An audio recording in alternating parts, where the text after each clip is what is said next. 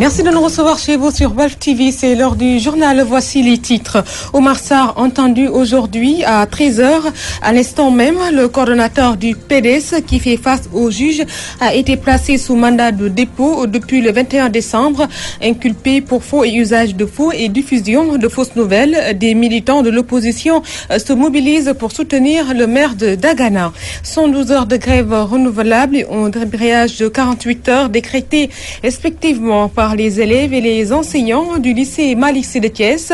Ils s'insurgent contre le redéploiement de certains enseignants et du personnel administratif. Le vrai faux médecin du Balantakunda est tombé, ainsi que 2 Sénégalais poursuivis pour exercice illégal de la médecine. Tout est parti d'une administration de substances nocives qui a provoqué la crise de la patiente, sauvée de justesse.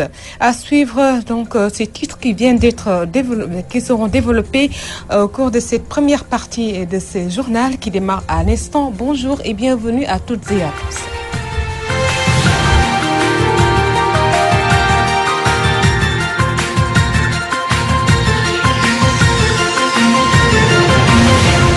Le coordonnateur du PDS, Omar Sarr, face au juge aujourd'hui pour une audition dans le fond de son dossier placé sous mandat de dépôt depuis le 21 décembre dernier. Il a été inculpé pour faux et usage de faux, diffusion de fausses nouvelles pour un communiqué rédigé sur l'affaire Lamine Diack impliquant le président Macky Sall.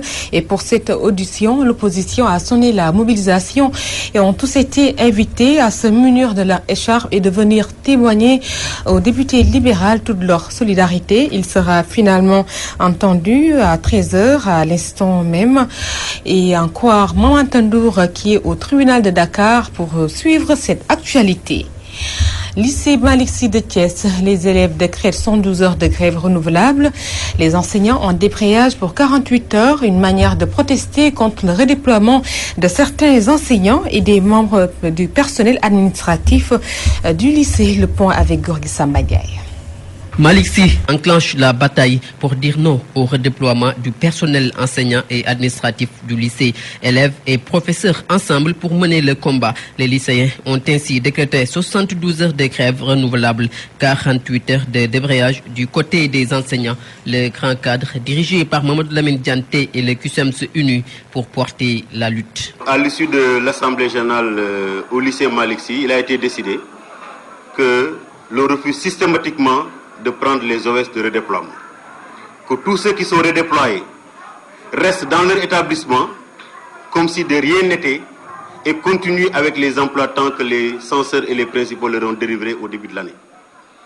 Qu'au même moment, ceux qui ne sont pas encore concernés par les OS de redéploiement refusent systématiquement de prendre de nouveaux emplois du temps. Que l'on continue avec les mêmes emplois du temps. Il n'est pas question d'avaler cette mesure arbitraire, préviennent les syndicalistes. Une mesure qui, signale-t-il, déstabilise le système éducatif. À partir de Thiès, le mouvement va s'amplifier. En tout état de cause, les gens ne l'accepteront pas. Et je crois que les parents d'élèves aujourd'hui doivent être au devant de la scène parce que l'État veut sacrifier leurs enfants, parce que les enseignants aujourd'hui ne sont plus dans des dispositions de dispenser des enseignements de qualité, parce qu'ils ont été déstabilisés avec leurs familles, ils ont été déstabilisés avec leurs proches. Il leur faut quitter des localités pour aller d'autres localités. Les emplois du temps sont chamboulés. Des censeurs nous ont confié qu'ils sont dans l'incapacité de refaire les emplois du temps. Cela ne peut pas continuer. Dans le seul lycée Malick Sy de Thiès, le redéploiement va concerner 14 surveillants et plus de 20 enseignants. Au-delà du lycée Malick Sy, les syndicalistes comptent élargir le combat dans toute la région de Thiès. Gorgui Sambagay, Thiès, Walfadjri. Gorgui Sambagay, merci. En bref, un Bissau-Guinéen répondant au nom de Mario da Silva est arrêté à Marsassoum, ainsi que 2 Sénégalais, un pharmacien et son secrétaire.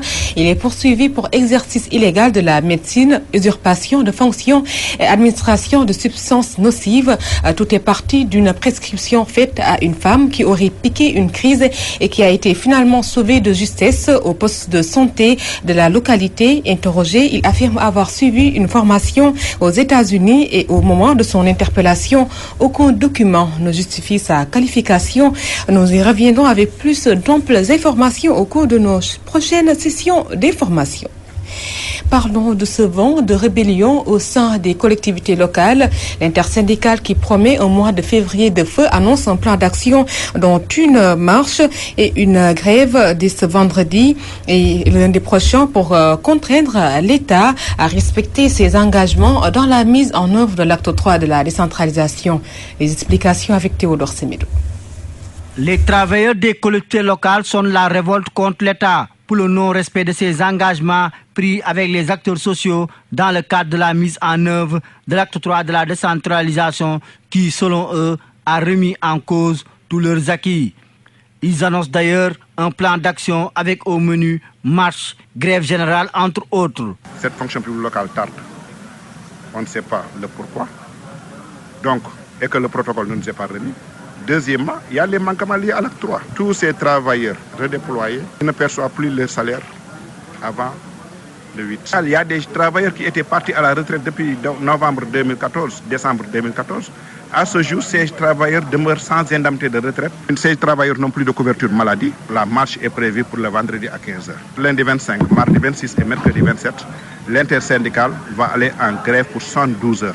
Ces agents municipaux en assemblée générale aux Parcelles Assainies, soutenus dans leur combat par leur centrale syndicale et les maires, ont aussi réclamé leur redéploiement au niveau des communes de ville avant de menacer de durcir le ton d'ici le mois de février si l'État ne réagit pas. Nous demandons donc à l'État de prendre en compte cette erreur qu'il doit rectifier très rapidement en recevant très rapidement également les travailleurs des collectivités locales, mais aussi en mettant un terme aux souffrances de ces travailleurs-là. Si le gouvernement ne réagit pas, c'est-à-dire que là, on vous promet un mois de février de feu. Depuis l'avènement de l'acte 3 de la décentralisation, les agents municipaux peinent à sortir de l'ornière, une situation qui risque aujourd'hui de compromettre bon nombre d'emplois. Théodore Semedo, Parcelles Assainies, Walfadjri. Théodore Semedo, parlons toujours de l'acte 3 de la décentralisation.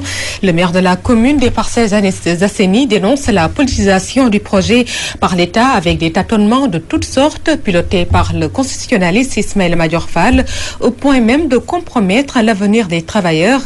Moussa Sy appelle ses collègues maires à se solidariser avec les travailleurs pour un combat sans merci pour apporter des correctifs sur ce projet. Moussa Sy au micro de Théodore Semedo toujours. Le ministre conseil du président s'est retrouvé avec le projet et en a fait ce qu'il voulait. Et il a dit que c'est une recommandation du chef de l'État. Je le dis et je le répète, la ville de Dakar, nous-mêmes, on n'a pas été associés, c'est la vérité. Les seuls maires, les présidents Baldé et autres là, qui ont participé, les présidents de région, on les a fait associer tout simplement pour les prendre en piège. Mais en dernier lieu, quand il fallait faire la dernière mouture, ils n'ont pas été associés.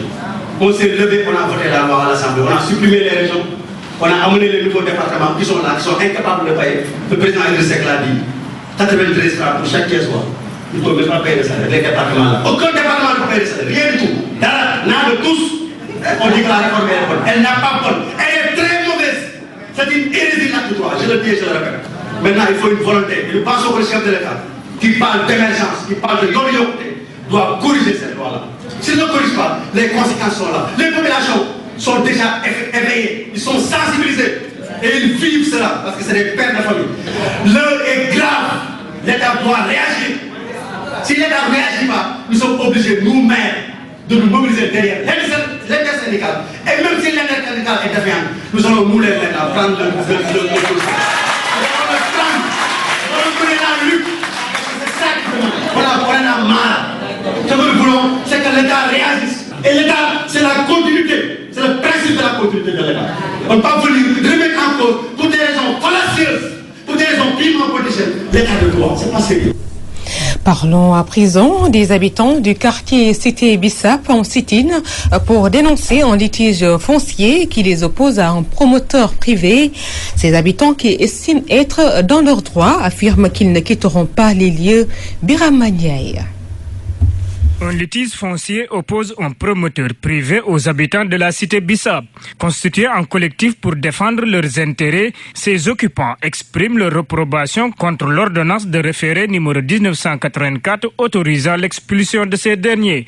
Mohamed Bokoum porte leur parole. Notre situation actuellement, nous ne sommes pas dans une situation irrégulière, d'occupation irrégulière, dans la mesure où nos parents étaient là depuis 1965, depuis 1970, et par la suite, puisqu'ils ne sont pas là de façon spontanée. Donc je signale que nos parents ne sont pas installés ici de façon spontanée, puisqu'un certain Lebou, propriétaire coutumier, qui avait vendu à nos parents.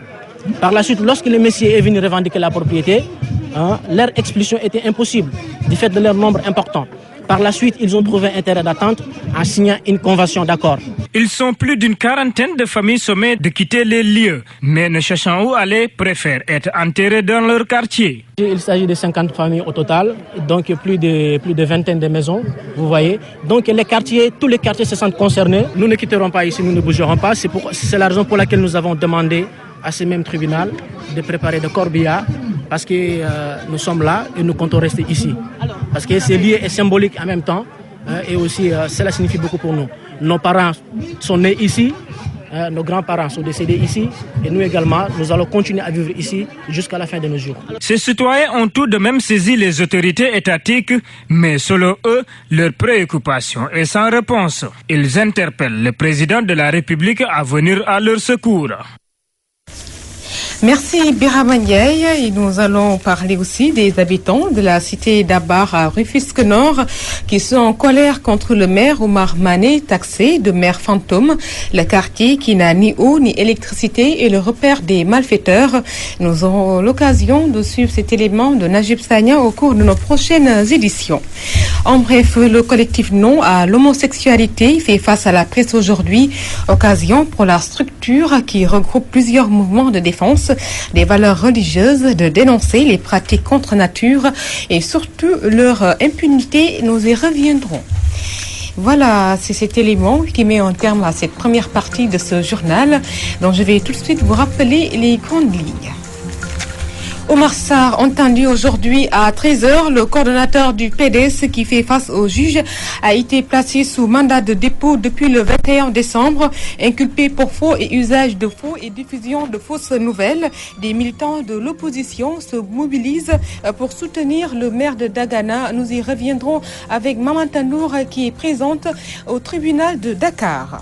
Le vrai faux médecin du Balantakunda est tombé ainsi que 2 Sénégalais poursuivis pour exercice illégal de la médecine. Tout est parti d'une administration de substances nocives qui a provoqué la crise de la patiente sauvée de justesse. 112 heures de grève renouvelable et un débrayage de 48 heures décrétés respectivement par les élèves et les enseignants du lycée Malick Sy de Thiès. Ils s'insurgent contre le redéploiement de certains enseignants et du personnel administratif. Un grand merci à Adjaratou Penda Diallo Gueye qui a assuré la technique de ce journal. Quand esthétique, merci également à Abinour. Merci côté rédactionnel aussi à Ousmane Sen. Vous allez retrouver tout de suite Ndeye Fatou Ndiaye de l'autre côté qui va présenter le magazine de la rédaction. Merci d'avoir suivi.